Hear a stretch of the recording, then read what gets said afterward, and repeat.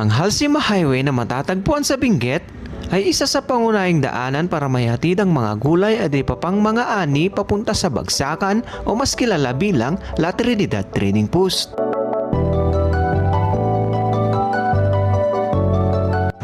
Ang Abatan ay isa sa mga barangay ng Bugyas kung saan ito din ang kanilang Central Business District.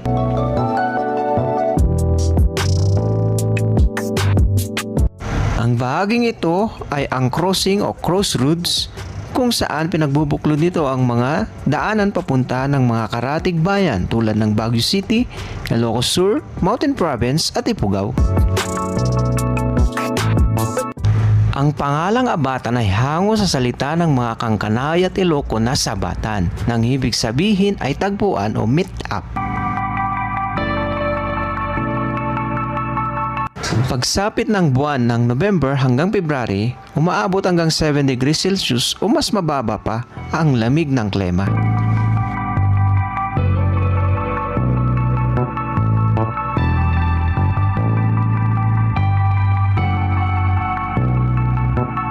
Ang Bugyas Benguet ay nakilala bilang vegetable panorama of the North.